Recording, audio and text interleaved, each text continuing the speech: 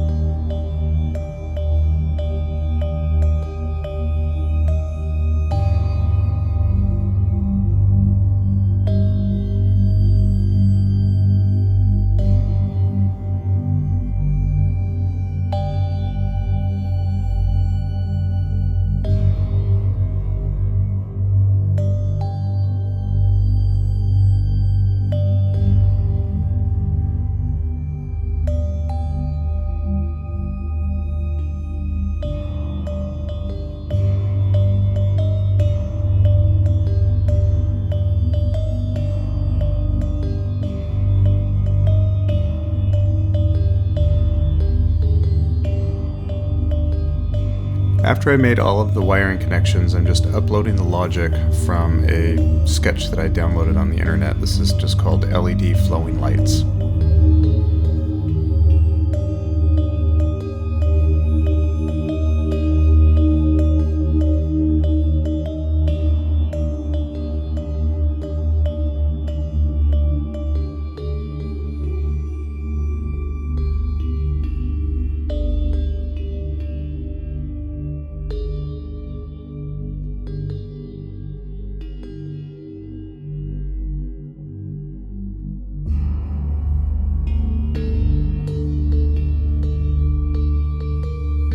When I hooked up the wiring to the board, what I did was I tried to do it in a very random order, so I slowed it down here so you can see.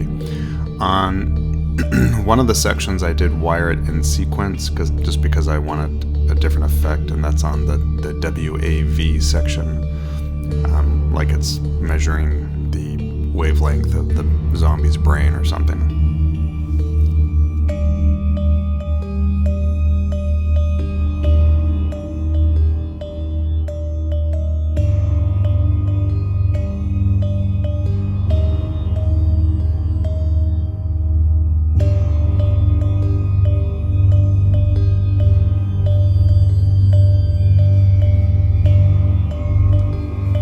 So this is what the monstrosity looks like with all 4 boards hooked up, and then I've got my pilot light hooked up in the center.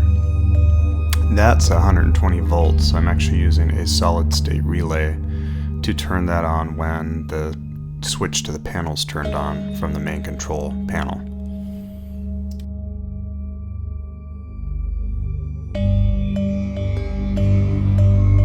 Now this part I actually filmed the day after Halloween, but this is how the stand sits on this light stand. There's wheels on the bottom of the stand. But just go through and turn everything on here. You can see that 2 of my bar graphs are not working, and that is because the boards must have got fried. I ordered the cheap ones from China. They're like $5 each, and I think that is why I had the issue. So I might just try to find a different supplier, but it'll be really simple to just rehook those back up. So here's just a demo of what all of the little gizmos and gadgets do.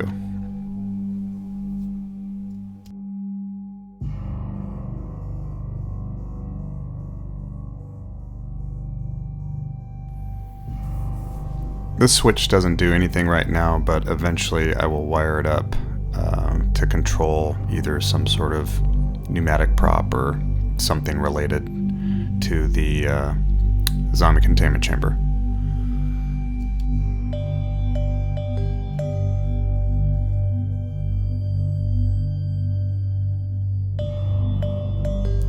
eventually I'll have just a video playing in here of either some security cam footage or maybe some diagnostic or something. I just didn't get time to do that, but all of the components are wired and it's ready to go.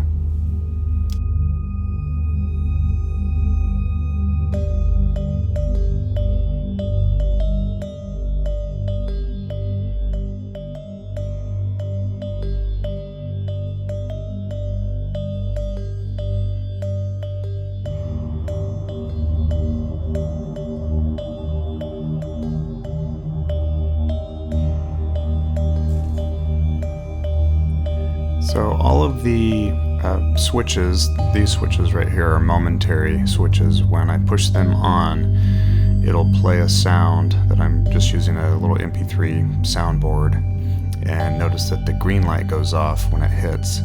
That is the main activate button that will actually launch the prop. And then some of these buttons I haven't really wired in. That's an emergency stop button, and I actually wired that so that there's a plug that you can plug in lights to it. So if you do hit that, maybe all of the lights in the room would go off except for some ambient lighting. So still haven't really quite figured out the sequence of that yet, but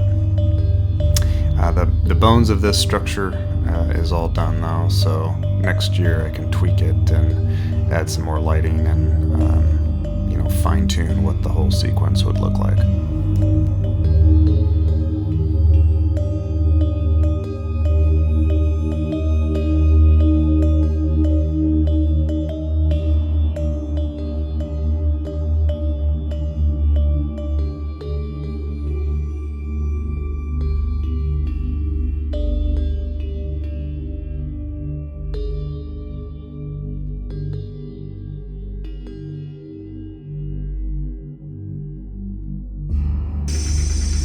So this is what it looked like on Halloween night. Sorry the video quality is not that great, I just shot it with my iPhone, but this would give you an idea of what it looked like with the zombie containment chamber next to it. I liked that I had this on wheels and the entire panel was movable so I could tilt it from side to side, and didn't get a lot of trick-or-treaters this year because it was raining really hard, but everybody that came by really enjoyed it.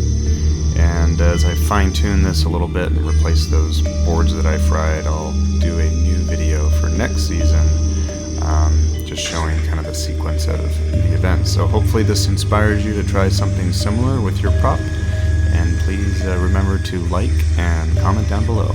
See you next time.